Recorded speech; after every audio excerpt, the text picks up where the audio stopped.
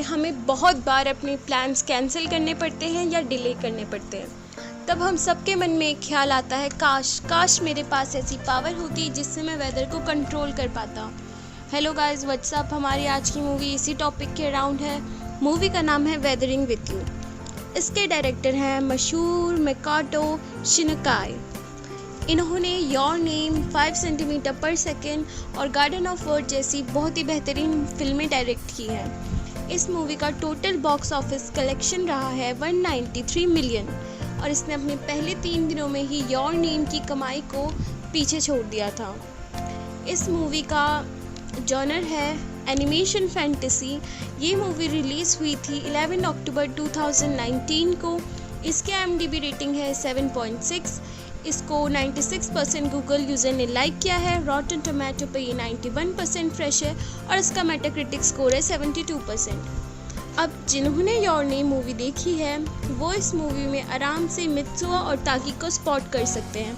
इसके बारे में मैं एंड में बात करूँगी। तो चलिए मूवी का एक्सप्लेनेशन शुरू करते हैं। मूवी स्टार्ट होती है जून 2021 में। हुडाका मोरिशिमा एक 16 साल का लड़का होता है जो अपने घर से, अपने आइलैंड कोजुशिमा से निकलकर टोक्यो जाना चाहता है। टोक्यो जाने के लिए उनके यहाँ से एक ही रास्ता है, समुद्र पार करके, और उसके लिए एक फेरी लेनी पड़ती है। एक दिन वो फेरी में निकल पड़ता है अपने सफ़र की तरफ। जब वो बाहर खड़ा होता है तो बहुत तेज़ तूफान और बारिश आ रही होती है। वो बहुत खुश होता है, लेकिन बारिश तेज़ होने के कारण और हवाएं तेज़ चलने के कारण फेरी थोड़ी टिल्ट हो जाती है। फेरी के टिल्ट होने के कारण हुडाको भी अपना बैलेंस खोता है और वो पानी की तरफ गिरने वाला होता है। तभी उसकी मदद करने एक आदमी आता है जो उसका हाथ पकड़ता है और उसे ऊपर खींचता है। इसके बाद हमें पता चलता है उस आदमी का नाम है काइसुके शुगा। वो और हुडाको थोड़ी बात करते हैं और एक साथ लंच भी करते हैं। इसके बाद काइसुके हुडाका को अपना कार्ड देता है और कहता है, तुम्हें टोक्यो में अगर जॉब की ज़रूरत हुई या कोई भी ज़रूरत हो तो तुम मेरे पास काम मांगने आ सकते हो। हमें दिखाया जाता है इसके बाद हुडाको अपना सारा टाइम ज़्यादातर इंटरनेट कैफ़े पे बिताता है, क्योंकि नाबालिग होने के कारण कोई उसे काम नहीं दे रहा होता। ऊपर से उसके पास रहने की कोई जगह भी नहीं होती। एक दिन जब वो बारिश से खुद को बचा रहा था तो उसे गलती से धक्का लगता है जिससे एक डस्टबिन गिर जाता है। डस्टबिन के अंदर एक गन होती है जिसे हुडाको अपने पास रख लेता है। इसके बाद हमें दिखाया जाता है उसके पास ज़्यादा पैसे नहीं होते। वो मैकडॉनल्ड्स में बैठा होता है, तभी एक लड़की आती है और उसे फ्री में एक मैकडॉनल्ड दे के चली जाती है। हमें दिखाया जाता है अगले दिन हुडाको काइसुके के पास काम मांगने पहुंच चुका है। काइसुके, इसकी वाइफ की डेथ हो गई है। ये अपने घर पे अपनी भतीजी नात्सुमी के साथ रहता है। इसकी एक पब्लिकेशन कंपनी है जो मैगजीन्स और वेबसाइट्स के लिए आर्टिकल लिखती है। हमें दिखाया जाता है अब काइसुके ने हुडाको को काम पर रख लिया है और कहा है तुम यहाँ रह भी सकते हो और खाना भी खा सकते हो। इसके बाद हुडाको को काम मिल जाता है और उसका टॉपिक होता है sunshine girl. Actually sunshine girl एक ऐसी लड़की है जो वेदर को मैनिपुलेट कर सकती है और कंट्रोल कर सकती है। हमें दिखाया जाता है नात्सुमी और काइसुके अगले दिन से ही द सनशाइन गर्ल के बारे में आर्टिकल लिखने के लिए इन्फॉर्मेशन गैदर करने लग जाते हैं। वो बहुत सारे साइकिक के पास जाते हैं, बहुत ही ज़्यादा रिलीजियस लोगों के पास, जहाँ से इस स्टोरी का ओरिजिन हुआ था। वो कोशिश करते हैं सब ढूंढने की। दरअसल हुडाको को इस टॉपिक पे बिल्कुल भी भरोसा नहीं होता। आखिर कैसे होगा, ये सब फेरी टेल जैसा लगता है, एक बनी बनाई कहानी। हमें दिखाते हैं इसके बाद एक दिन हुडाको अपना बाथरूम साफ कर रहा होता है, तभी उसे बाहर से एक लड़की भागते हुए दिखती है।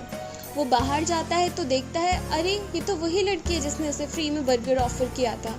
उसके साथ गुंडे ज़बरदस्ती कर रहे होते हैं और उसे किसी क्लब में काम करवाने ले जा रहे होते हैं। लड़का उस लड़की को रेस्क्यू करने जाता है। हुडाको ने कहता है इस लड़की को छोड़ दो, लेकिन हुडाको को बच्चा समझ के वो उसे चैलेंज करने लगते हैं। हुडाको को कुछ समझ नहीं आता। वो अपनी गन बाहर निकालता है तो गुंडों को लगता है अरे ये तो कोई खिलौना है। वो हुडाको पे हंसने लगते हैं। हुडाको अपने और उस लड़की की जान को बचाने के लिए उस गन को हवा में फायर कर देता है, जिससे वो एकदम गुंडा डर जाता है। इसके बाद वो लड़की और हुडाको वहाँ से भाग के एक अबेंडन बिल्डिंग में जाते हैं। हुडाको थोड़ा डरा हुआ रहता है तो वो गन उसी बिल्डिंग में फेंक देता है। इसके बाद लड़की अपने बारे में बताती है। लड़की का नाम है हिना। इसके दोनों पेरेंट्स की डेथ हो गई है और ये अपने भाई के साथ रहती है। हिना 15 साल की है, लेकिन वो सबको अपनी एज 18 साल बताती है ताकि उसे काम मिल सके। वो हुडाको से भी यही कहती है कि मेरी एज 18 साल है। इसके बाद वो हुडाको के बारे में गेस करती है, तुम शायद घर से भागे हुए हो और तुम्हें टोक्यो बिल्कुल अच्छा नहीं लग रहा। हुडाको कहता है, लगेगा भी कैसे, यहाँ हमेशा बारिश आती रहती है। लगता है सनशाइन के साथ साथ इस जगह के लोगों की खुशियाँ भी चली गई हैं। इसके बाद हिना हुडाको को कहती है, तुम मेरे साथ आओ। वो इस अबेंडन बिल्डिंग की टेरेस पे जाते हैं। वहाँ पे एक श्राइन होता है। हमें दिखाया जाता है हिना प्रे करती है और बारिश की ड्रॉपलेट्स ऊपर आसमान में वापस जाने लगती है। ये नज़ारा बहुत ही खूबसूरती से विजुअलाइज किया गया है। हुडाको ये देख के हैरान हो जाता है। उसे यकीन नहीं हो रहा होता, जिस कहानी के बारे में वो सर्च कर रहा था उसको ये सामने है और ये सच है।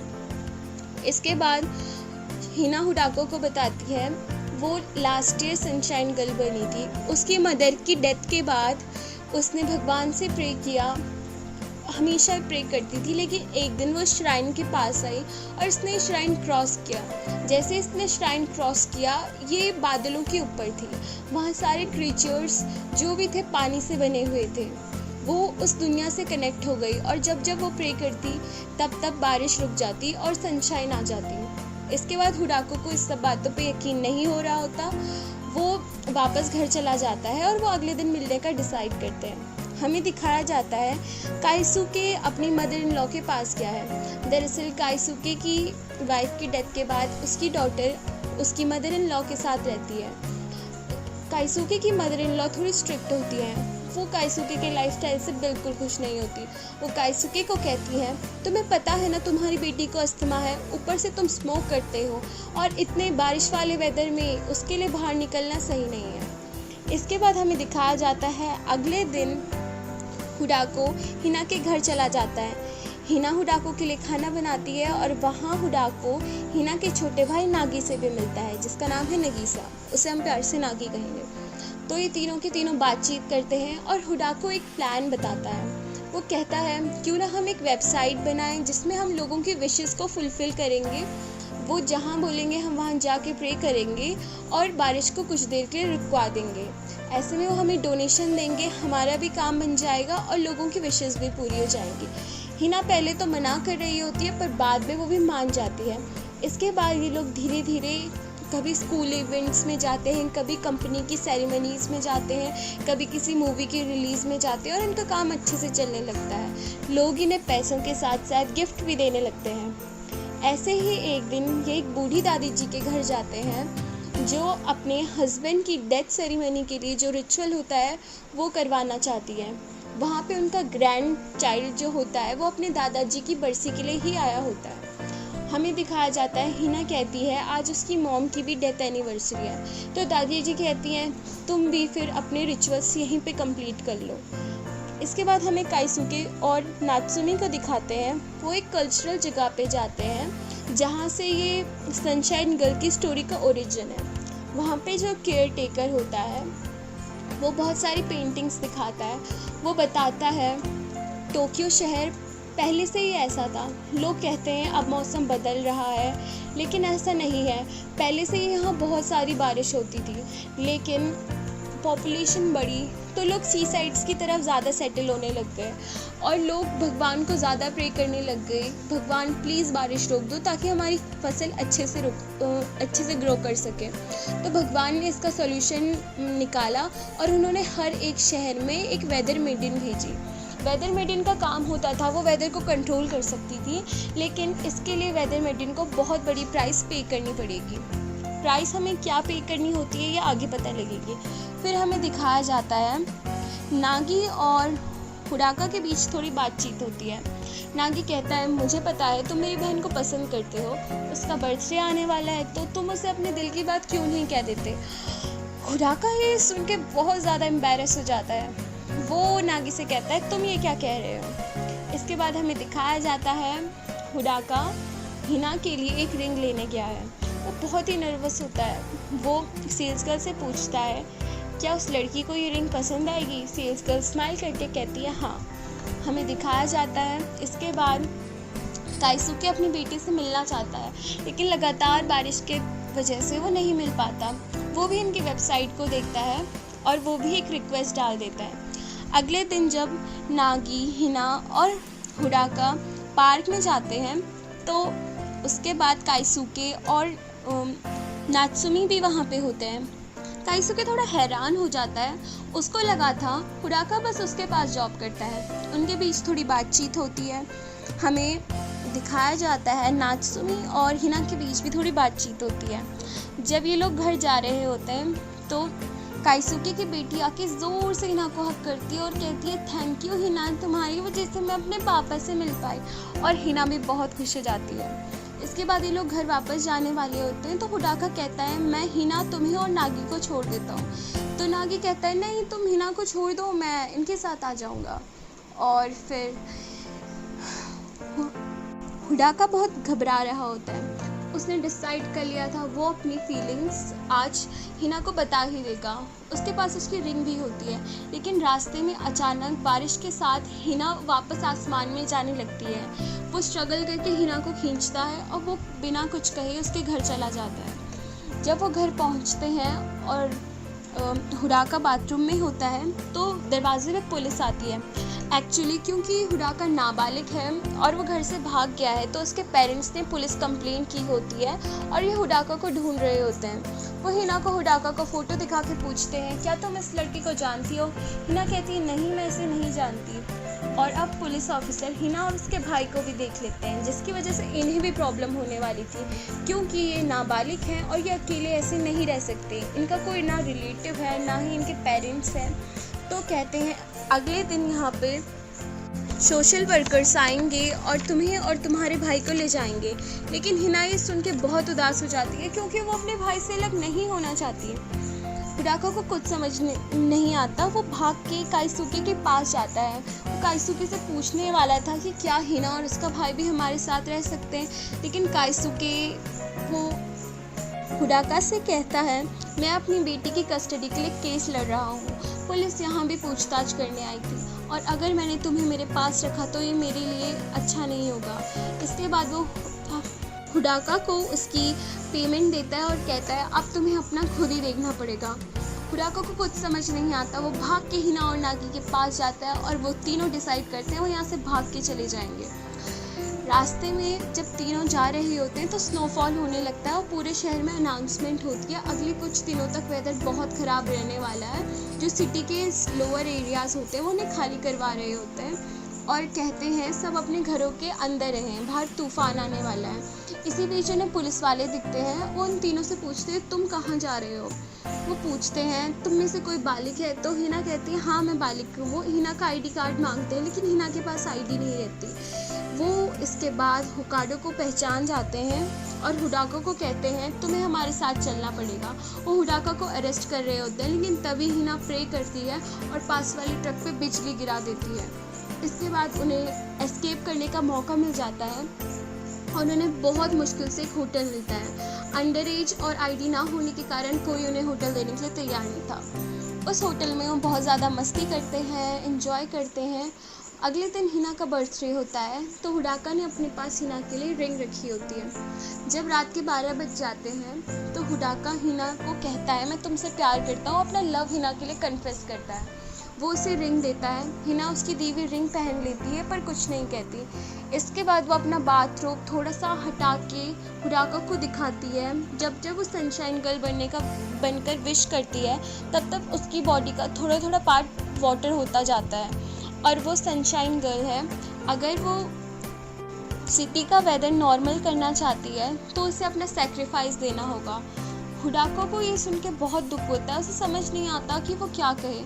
वो हिना से कहता है हिना तुम्हें ये करने की ज़रूरत नहीं है। हिना कुछ नहीं कहती और वो सो जाते हैं। उसी रात सारे टोक्यो वालों को सपना आता है हिना ने अपना सेक्रीफाइस उनके लिए दे दिया और वो अब इस दुनिया को छोड़ के जा चुकी है। जब हम देखते हैं हुडाको सुबह उठता है, वो बहुत डरा हुआ होता है और वो अपने बेड की साइड पे देखता है तो हिना वह नहीं होती। वो हिना को हर तरफ ढूंढने की कोशिश करता है लेकिन उसे हिना कहीं नहीं दिखती।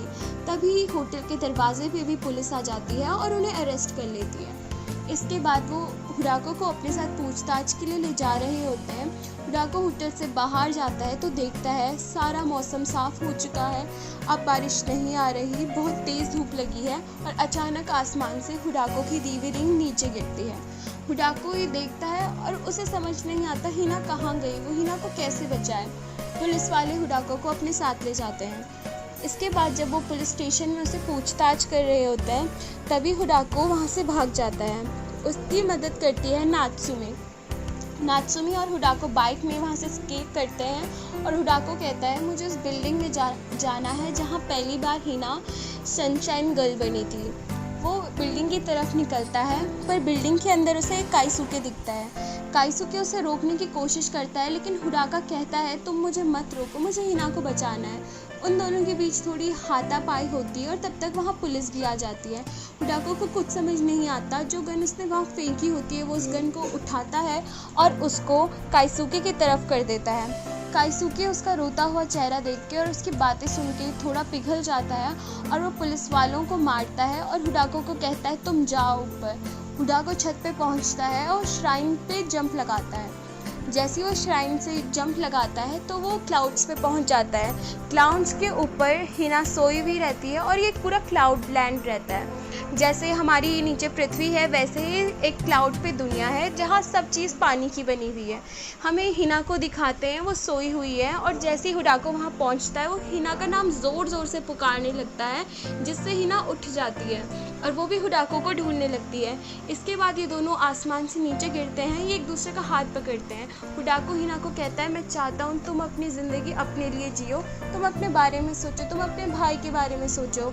अब तुम वेदर गर्ल नहीं हो, ना ही तुम सनशाइन गर्ल हो, तुम्हें सेक्रीफाइस करने की कोई ज़रूरत नहीं है। इसके बाद हिना हुडाको को पकड़ती है और वो दोनों के दोनों नीचे धरती पे टेलीपोर्ट हो जाते हैं। जैसे ही हिना का एक कदम धरती पे पड़ता है फिर से ज़ोरों की बारिश आने लगती है और पुलिस उन दोनों को अरेस्ट कर लेती है। हिना और उसका भाई अंडर एज थे और उनके पास फ़ोन नहीं था तो सोशल वर्कर्स के पास उनकी कस्टडी चली जाती है जो चाइल्ड प्रोटेक्शन सर्विस वाले होते हैं। हुडाको को पनिशमेंट के तौर पे प्रोविज़न में रहना पड़ता है और वो ग्रेजुएट होने तक अपना जो उसका आइलैंड है वो नहीं छोड़ सकता। हमें दिखाया जाता है 3 साल बीत चुके हैं, अब हुडाका का प्रोविज़न ख़त्म हो गया है। वो अपने स्कूल के लास्ट डे पे खड़ा होता है तभी 2 लड़कियां आती हैं। उसे लगता है शायद इनमें से एक लड़की उसे अपना प्यार कन्फेस करने वाली है।